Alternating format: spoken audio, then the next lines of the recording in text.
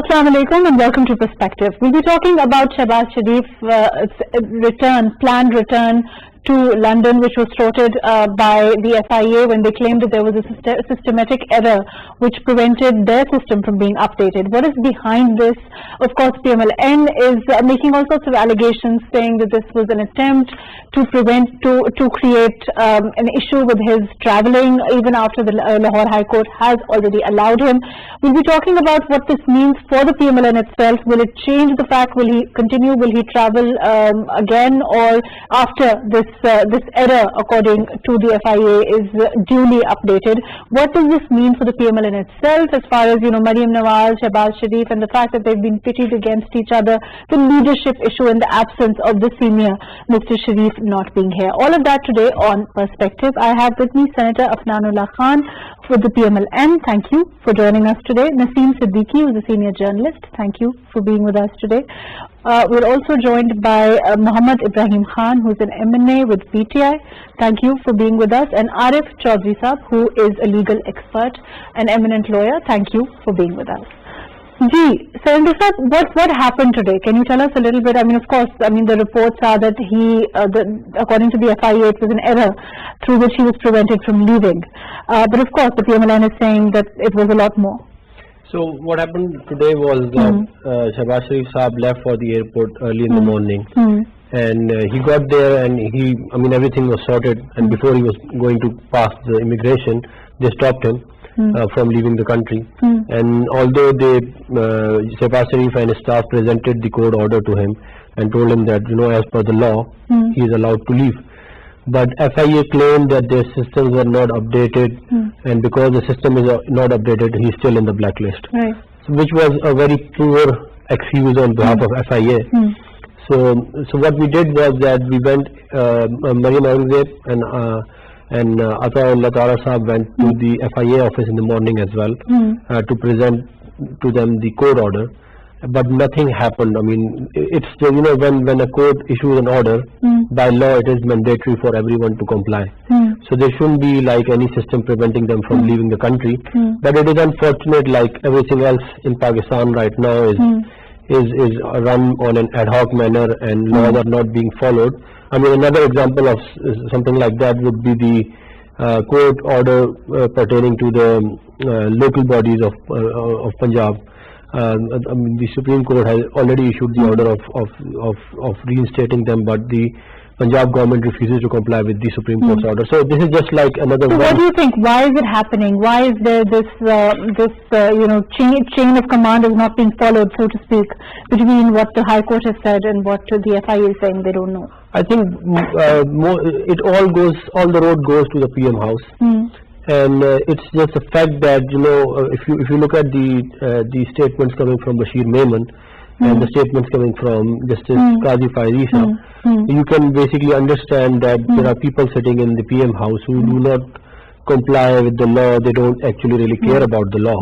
So they care about their own personal interest and settling scores. So, and you see that pretty much everywhere.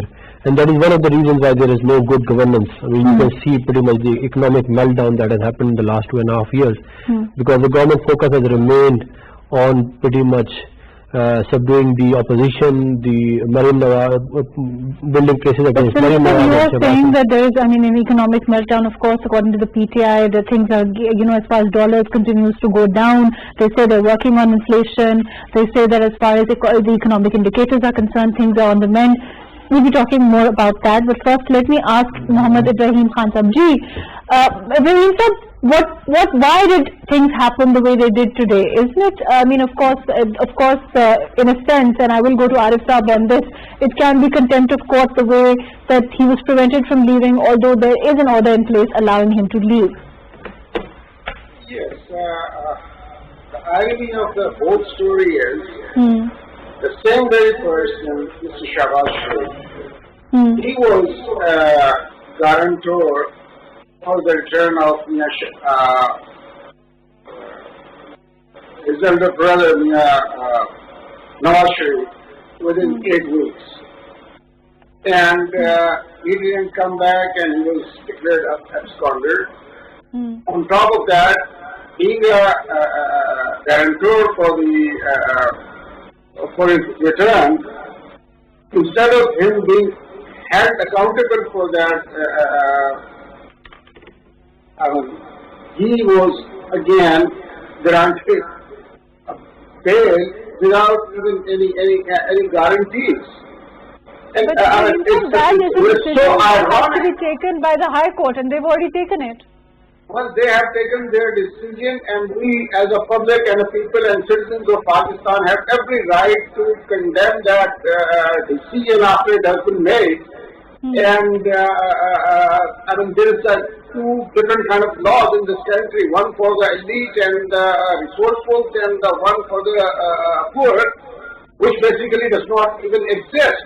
But And people are being kept. Right. that's with due respect. That's like saying anybody who, there are two people in a case, and if somebody who loses a case says, I don't agree with it, or there was justice wasn't done, whatever, they have the recourse to proper procedure within the law instead of preventing somebody like this. Isn't this let me go to Arif Saab on this. Arif Saab, legally speaking, once the High Court has allowed him to go, what does this mean? Saying that the system wasn't updated, preventing him, what Ibrahim Khan Saab is saying, that's saying that they don't agree with the decision of the High Court.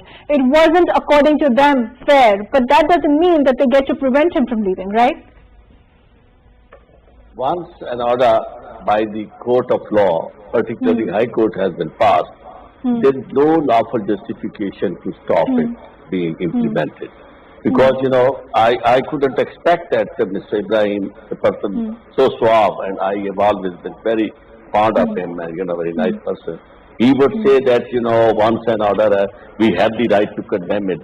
I think nobody has the right to condemn an order passed by the Honorable High Court. I myself, even yesterday was talking, I was on media, and I didn't like this kind of order, and this was my reservation also, that instead of granting him relief of going abroad and taking out his name from exit control list, he should have been made responsible for the guarantee he made. But for that, it was the government who should have moved the High Court. It's not that in such a case where the court has passed an order, and after that, you don't implement that. There's no justification for that. And I don't expect from MNAs, from the representative of people, that they should encourage people for anarchy. Because I may have 101 reservations about the passing of an order. And this should have been their stance before the Honorable Court. And they should have moved immediately, the next court. And, they have all the rights to make fair comments that, there are two parallel systems working, one for rich and poor, and the other for the poor, one for the have, one for the have-not. That's beside the point. But as far as this order is passed, I think the government should have implemented, and it is not the first time, It is, as far as I am concerned as a lawyer, I've seen it that in Gilgit-Baltistan order, it was passed on January 2019. And, within 15 days, they were bound to bring a law. And the law was also proposed by the Supreme Court. But as of today, they have not brought that law. They have not implemented that. We were never expecting. So you're saying that this is, of from course, a failure on the part of the government to actually take it up with a proper legal procedure. Instead of doing that, preventing him like this, does that, in your opinion, make it feasible, or make it, they can go for a contempt, in your opinion on this? In my opinion, they will definitely go in contempt. And, I am afraid that Mr. Ibrahim may also get a contempt notice from the court, by saying this, that we have all the right to condemn it, and whatever he is saying, I don't agree with that, because the order of the court. But Arif Saab, what is the procedure normally? What would, in this case, of course, the FIA is alleging that their system wasn't updated. The fact that it wasn't updated can be a systematic error or whatever. Can it be anything else? But of course, all the media had already, it was all over the media, it was flashed all over the media that he had been already allowed by the High Court. So they can't claim to not know this. No. I have my own reservation on that. As far as media is concerned, the order once is passed cannot considered to be implemented immediately after being passed and announced and pronounced in the media. You have to get the certified copy, and you have to go to the relevant forums where the name was placed on exit control list, and from there you had to get updated everything. If the government can show to the court that they didn't approach the relevant forum at proper time in order to help them correcting or updating their system or bringing that into the system, because until and unless you take that order and you approach the relevant authority, automatically it doesn't happen that way. That can only be the excuse, and in this case, to my mind, that should have been the excuse. But here, once you say that we don't like the order, we condemn the order, that's not the excuse, and that can never be an excuse before the court of law. Right. On that point, let me come back to you. Naseem Saab, how do you see the situation? Of course, Arif Saab is saying is very clear. He's saying that, there was an issue with the fact that he shouldn't have been allowed, but there was a bad decision, so to speak, or a decision that they didn't agree with as a political party, as the government. They could have gone to court. I mean, there's, of course, a way around that. But to prevent him from leaving like this. Bismillahirrahmanirrahim. Thank you very much, Mahrukh. Actually, Arif Saab can tell better these legal things, but in my opinion, it's not like that. If court sometime orders to release some prisoner from the prison, the superintendent doesn't open the doors immediately that the court has given the decision. There are certain procedures. You have to give some machalkas and things like that, and after the procedure has been done, then you are released from that court after the even court order. So you're saying that those procedures in this case, they weren't allowed a reasonable time for that to happen? Because I don't know why Shehbaz Sharif was in a hurry to flee from Pakistan. Sorry, not flee, to flee from Pakistan. He just the court order on the same day, and on the same night he was going to travel. He don't know, or his lawyers don't know that there is a procedure with the FIA. His name was in the blacklist. It should be taken out from there. From just taking an order from the court doesn't mean that you can go away or you can go abroad. At the same time, you should have gone to the... Allowed for, they could have done their research or whatever. There is a stop list as well. Okay. And his name was in the stop list as well.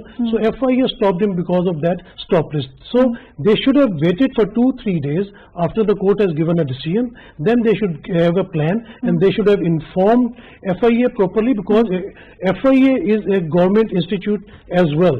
So it doesn't mean that if court has given an order, so that order is to run away at the same time quickly. So I think there is some procedure that should be followed. We'll go to Arif Saab again to ask him what that reasonable time should have been, or whether it was in this case. But Senator Saab, why was this? I mean, of course, this is one of those questions that is being asked again and again. Flee or fly, whatever it was certainly very quick. I mean, the High Court allowed, and he was bam on a plane the next day. Why this hurry? I mean, people have their own schedule. I mean, you can't force people to follow somebody else's schedule. Shehbaz Sharif went outside of Pakistan last year, and he came back, and he has gone outside of Pakistan on like hundreds of occasions, and he has come back. So I think this whole issue being created by the opposition, by the government, about like him leaving the country, not coming back. I mean, I can give you an example of Imran Khan. He was declared an absconder on 14th of November 2014 due to his attack on PTB headquarters, and he was allowed to go to London after that many times. And not only that, even before that, if you go, when our government came in May, he was allowed to go for his treatment to London when he fell off that crane. So it's just that, I mean, I think it's more about politics. It's more about the fact that PTI wants to demonstrate or show to its base that PMLN is corrupt. So they are always looking for reasons to basically do some marketing on. And this is one of those marketing exercises. This was one of those marketing strategies, but it didn't really. I mean, I don't think it. I mean, if you move, are you planning to move towards contempt? Go to contempt of court is because of this order? Is the PMLN, does it have any strategy towards that? If, I mean, from a technical perspective, I can tell you that if you take the two certified copies of the order to the FIA head office, which they did in the morning, it shouldn't take more than like an hour. It's like you have to just update the system, and that's it. So it's just like, they are looking for reasons to basically not let him fly.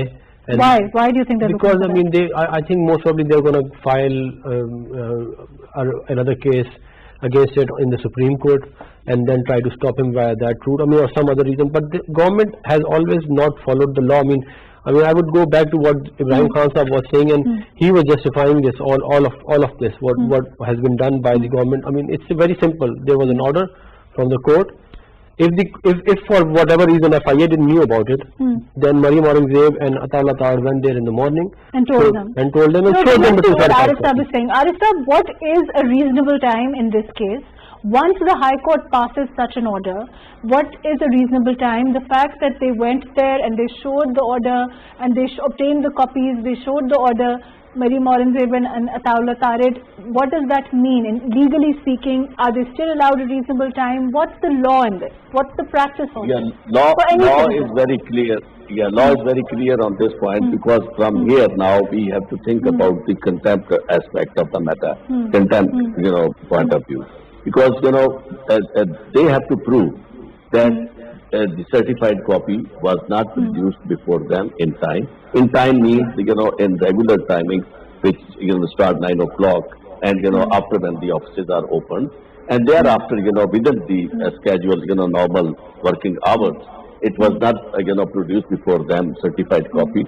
If they can show that, the certified copy was produced in time, then naturally they have a strong case, for contempt. But one thing we should not lose sight of, and that is, everything was predictable for Shehbaz Sharif, because I have to do justice with the subject, As far as the order is concerned, I have already mentioned that they should not have stopped him and the order should have been implemented. But as far as the conduct of Mr. Shehbaz Sharif is concerned, as Senator was saying that, everybody has his own schedule. It is not everybody.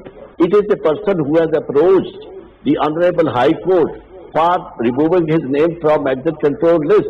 And normally a person doesn't know, the petitioner, whether he is going to get the favorable order or not. How can he make his own schedule once he is before the court of law? Because if he can simply tell people that I'm going to get this, even that is contempt of court.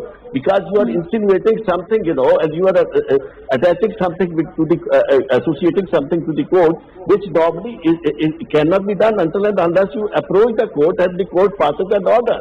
But in this case, everything was that, as things were settled, and he knew that he is going to get an order. The appointment with the doctor, that too was passed, and then the ticket and the itinerary was also ready. This doesn't make a proper a good case as far as granting him this extraordinary relief is concerned, and particularly from that point of view, where that he was a defaulter. He didn't that is an issue. I mean, when we talk about the fact that he's a guarantor, which is what Ibrahim Khan Sahab is saying, when we talk about the fact that he is, a defaulter, like you are saying, those are all the merits of the case, right? So whether we agree with the decision on the merits or not, that's irrelevant to the fact that the decision has been passed. Yeah, but afterwards the decision has been passed, especially the government. They shouldn't have said this, and they should have implemented this order, because, it doesn't augur well on the part of the government, because, they have to ensure rule of law, true administration of justice is and for any other citizen also. I mean, this applies for, we're not just talking about the Sharifs or the Bhuttos or the, other VVIPs of Pakistan or anyone, but just for the case in point, this is for anyone across the board. The decision would have to be followed. Excuse me for a second. In court proceedings, and their expectation from the court and all these things can be discussed, and his conduct. But, and that is the proceedings before the court. But after once an order is passed, that is, a order of the High Court. It's not order of a person. The High Court means, the organ of the state, and very important organ of state, whose duty is to pass such an order and such decrees, and the court, as far as the government is concerned, the government functionaries, in this case FIA, they are bound to implement that order, provided that is given to them in time, well in time, and these formalities do not actually matter. They cannot make such excuses. Right, Ibrahim Saab, let me, with that question, why has your government not gone against Shehbaz Sharif Sahab as far as the guarantee is concerned. Why has your government, gone against this decision, so to speak? Is there a decision on whether you will go against it or not at all? Or are you going to allow him to leave? I mean, is there some sort of a strategy in place as far as Shehbaz Sharif leaving is concerned? Because you are saying that it's wrong, you don't agree with it, he's a defaulter, he's the guarantor and all of that. Are you going to go against this? No. Listen, the thing is that the order has been passed and we are commenting giving our point of view on the order. Like I felt it's very unfair, but does not mean that it cannot be implemented, because the order of the court will be implemented, definitely. But why hasn't the government gone against the guarantee? And we've talked about this before also, I think. On my program, we've spoken about this. No, one of our participants, Honorable, one of your sitting with you, I forgot his name. Senator No, not the senator, the gentleman. Naseem Siddiqui Sahab, I'm sorry.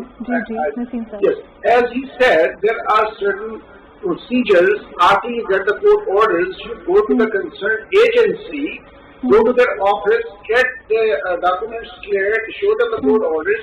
But they're saying that as far as Maryam Aurangzeb is concerned and the Tawla Tarid is concerned, they went to the FIA office and they showed them the... They did it later on. The flight was way earlier in the morning. Okay. And by then the offices weren't open. So you're saying that the procedure has not been followed? The procedure has not been followed. So the government will allow him to leave tomorrow then? I'm sure it's the court's order, and everyone is supposed to, the government is also supposed to, follow it, because it's the court order. Okay, let's leave that aside. Whether he's allowed to go tomorrow or not, are you in principle going to go against this decision now? Are you going to as far as disagreeing with the decision because he is a guarantor and Nawaz Sharif Sahab has not come back, allowing him, in your opinion, you're saying that this is a bad judgment, bad case, bad decision, the way that it's come. So are you going to go do the proper procedure, follow the law against it, and is the government going to do that? Whatever provisions we have available to us, we will definitely do that, but we will not create any hindrance if they follow the proper procedures. After being granted, having been granted the bail, they should have gone to the FIU office, as I said, where they could have got their name cleared or delisted from the blacklist, and further on to going abroad, which they did not follow. And whereas we have the right, and whatever the law gives us the provision going against the decision of this court, going to the upper court or maybe going to the intra-court appeal. We can always do that. And I think it's... But if your goal was to prevent him from leaving, then Arif Saab will likely guide us on the right procedure. But that has to be taken very quickly. Right, Arif Saab? Yeah. I couldn't get it, what you're saying? Your question? Before I go to the other participants, primarily because this is a legal question, Arif Saab, if they wanted to prevent him from leaving, if they wanted to go against this decision, what was the right thing to do? They would have had to proceed very quickly, right? Maybe is that and the right thing Shehbaz Sharif Sahab said, that's why he wanted to leave the next day? No. Mahrukh, the right thing was to immediately, not now, it's immediately word is not relevant. They should have moved to the relevant court of law, the High Court, where there was a guarantee, on a piece of paper by Shehbaz Sharif, and requesting the court to pass an order against Shehbaz Sharif, where he failed to bring his brother according to the commitment, because the commitment once you make before the honorable court, that has to be executed, that has to be implemented, and if it's not honored, then the court of law is there, and that's what I am requesting. What I'm saying is, then that would have to be done very quickly to prevent him from leaving. Yeah, because once bail is granted, then I think they could not bring so many impediments on the way of passing this order. Because if a free person who is granted bail by the court of law in a case of law, he has the right to go abroad for blood cancer or whatever he is suffering from. That's beside the point. Right, okay, let me come back to you. Senator Saab, do you think it was that? Do you think he feared that there would be other legal hurdles placed before him if he did not leave immediately? That's why there was this quick decision that the order comes in and he plans to leave the next day?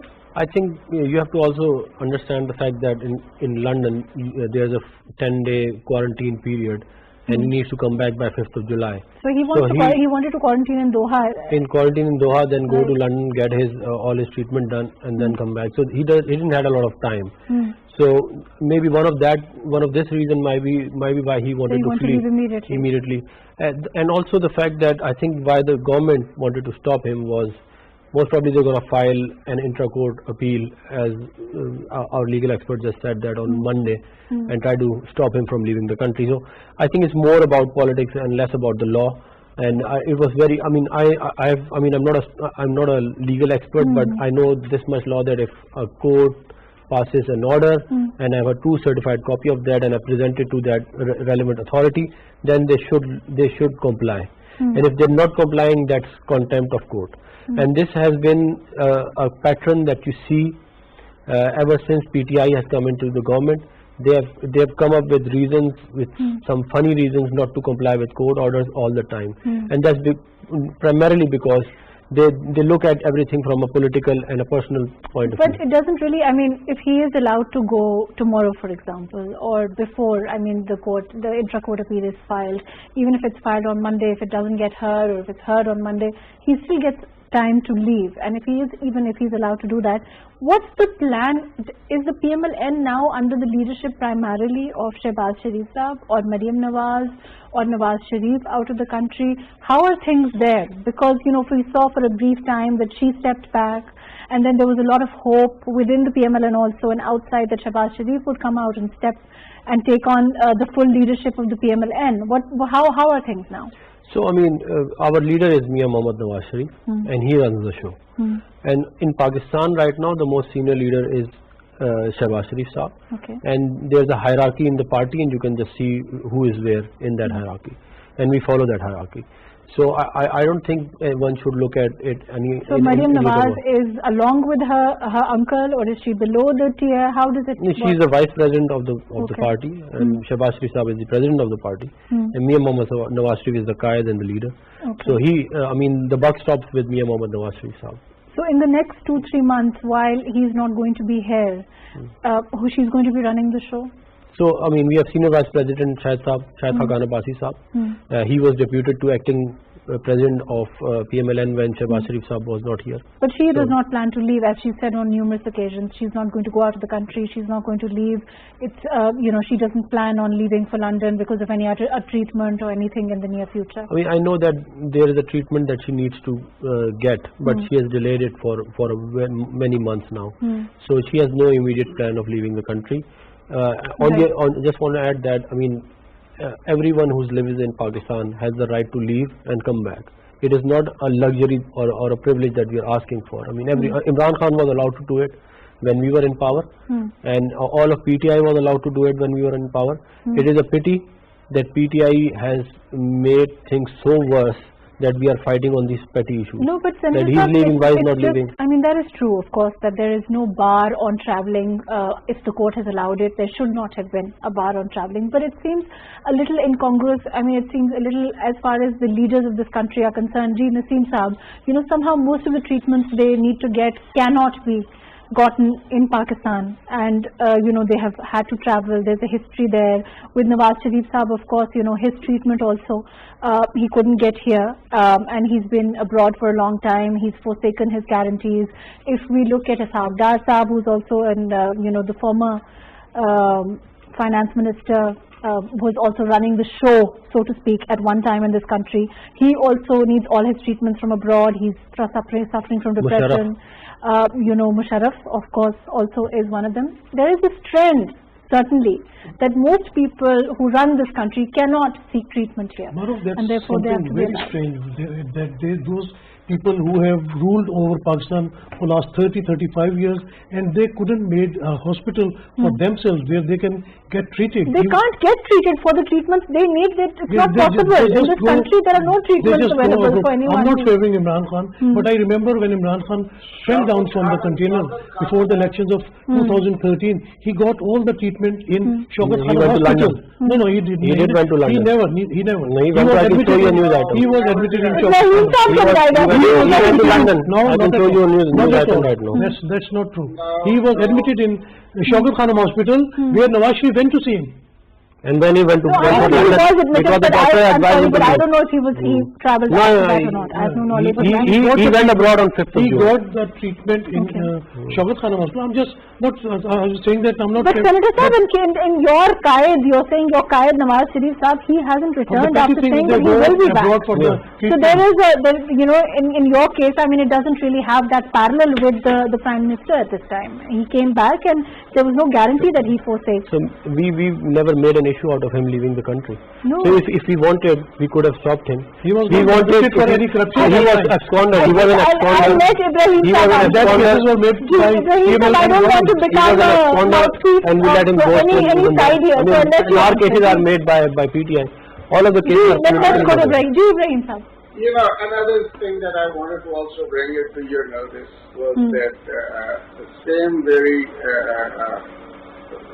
the judge is one of them, who also had prepared a report on this Morristown case, goes against this Shahbaz Sharif Saab.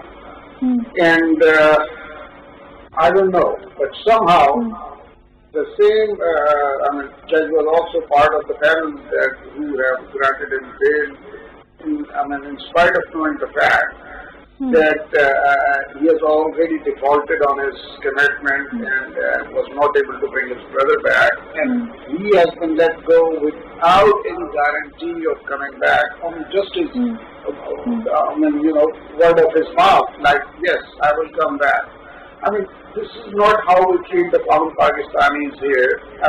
People on a very minor crimes are just, put behind the bars, and for years nobody even bothers to listen to what they're going through. Sir, to be fair, you have not, the government hasn't really followed this case the way that it should have followed if they wanted this guarantee to be, picked up by the High Court. Just a minute. Government followed or not followed is one thing. On the other hand, the court already knows a person is a defaulter, and being a defaulter is still allowed to proceed to go abroad. It's a court decision. Finally, it will be implemented, but they did not adopt the proper procedures. But when that's saying the court should have decided, taken cognizant of all the facts without the other party pursuing it. That's another argument altogether. But the point is that the government, the way they should have followed this case, the way they should have taken this up as far as Shahbaz Sharif Saab was concerned, they haven't done so. Arif Saab, wouldn't you agree?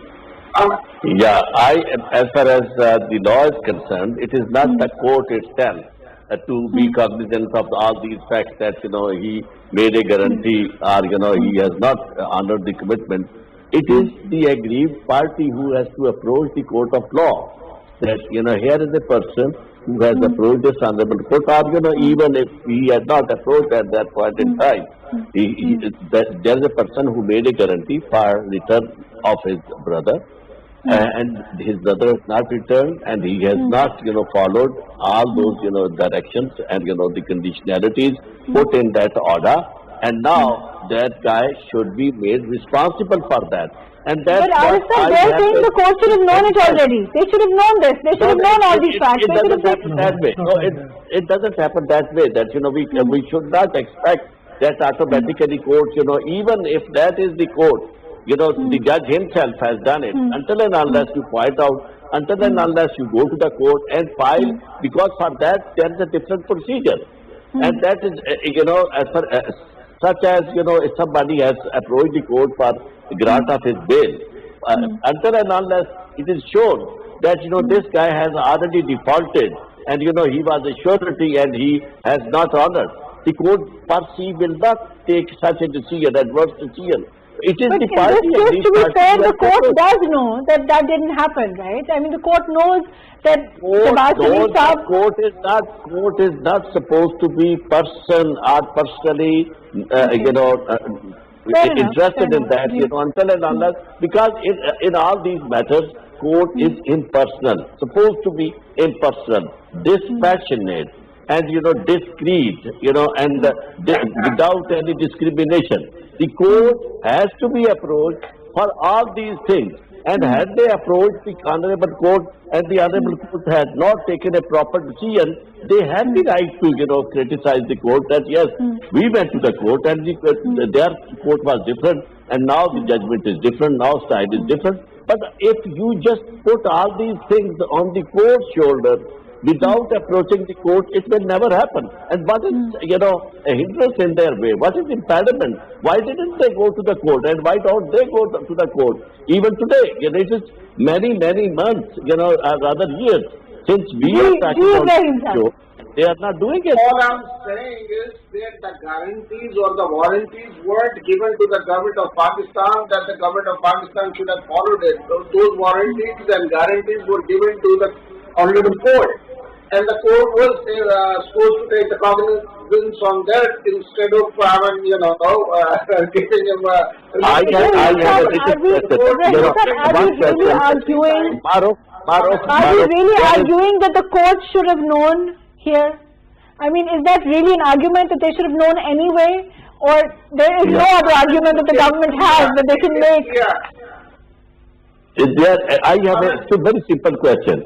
There is one way, there are a person puts his surety in the court of law, and that means that, once he has been granted bail, anybody, you need a surety or two sureties, and they put their surety in the court of law.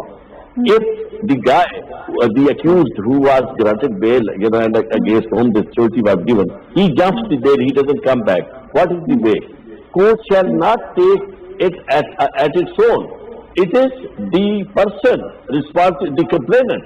He will, move the court once the accused doesn't appear in the court of law, and then there would be a proceeding against that person. That why the system doesn't work like this. That one day the judge finds out that this person, even if it's in Europe, Shehbaz Sharif or Nawaz Sharif or anyone, for the sake of argument, any citizen who has has not complied with the conditions of bail, defaulted or anything, they should just pick that case up randomly or pick it up. I mean, there has to be a complainant. There has to be a procedure here. There has to be followed. Now, for that matter, even for contempt of court, it is the court. It is not the court itself. It is the complainant, the person who has agreed. They shall approach the Honorable Court for initiation of a court itself. So it all goes back to the government. It all goes back to you. Why did you not pursue it that way? Naseem Saab, why do you think that happened? Is there something else in the background? Is there a deal in place? What's happening? There's lots of things being said on the media, and I don't want to go into these theories. I generally don't, but there is. Why is the government quiet? He's being allowed to go, then suddenly the FIA thing happens. It seems it reeks of something else. Mahrukh, Prime Minister Imran Khan keeps saying that he is not going to give NRO. But in my opinion, I can see that there is NRO for People's Party, for Muslim League Noon as well, because you can see in the courts, as Arif Saab was saying, that somebody has to go into the court. They have to tell the judge, and then they can get some relief. But where I can see that the NAB prosecutors, they are presenting in the court, their case is something very weak. Or for Zardari Sahab, you can see that he is not coming to the courts now, and the prosecutors are giving very weak comments in the court. So I think there is some sort of NRO going out at the moment, which government has given to both People's Party and to PML and as well, because Shehbaz Sharif, he is coming out of the jail now. The court has decided and he is planning to leave. But then if because in the court, if you are not arguing strongly, you are allowing the other party to make their point. Right. Right. If you are not making your point and you are letting the other people making their point, then you can see that court has to see the decision according to the rules and regulations. That's why they are lying. Is there something like that? I mean, of course, the fiery speeches have stopped. We've seen Maryam Nawaz, take a little back seat from the kind of speeches she was making, from the kind of speeches Nawaz Sharif Saab was making, the allegations that were being thrown back and forth. There is a cooling down, it seems. What's behind it? I think we have not taken a step back from our ideology, and that is vote ko izzat do, and we are not going to step back from that. The government, it is not the mandate of the government to do accountability. It is the mandate of NAB, and we have seen the statements of Bashir Mehman where he has said that which he withdrew also. Imran Khan, no, he didn't withdraw any of them. He said I stood with them. Right. No, he said I stood with them. I never. People made statements from me, associated with me. I never said that. He said that I was called in the Prime Minister House and I was asked to make cases against these people, and not once but many times. So we can see how things are being run in Pakistan. When on one side you say accountability is not the mandate of the government, on the other side you are harassing the opposition just to deprive them of their rights and also to get more support from your base. So I think it's more about like politics and less about. But you were not expecting this kind of stopping him the way that he was stopped today, Shehbaz Sharif Saab. You were expecting the government to take a back seat and let him go. That is true, right? That is true, because as per the law, he should be allowed to go. I just want to add one thing, that people have not forgotten that the same Shehbaz Sharif calling the Justice Qayyum for giving some orders regarding Zardari Sahab and Benazir Bhutto. So it was happening in the past as well, that the judges was given instructions to give the orders. Naseem bhai is supporting PTI more than a grind. Unfortunately, we're out of time. Thank you so much for joining us. Senator Afnanullah Khan, thank you for being with us. Naseem Siddiqui Saab, thank you for joining us. Arif Chaudhry Saab, thank you for making the time. Muhammad Ibrahim Khan Saab, thank you for joining us.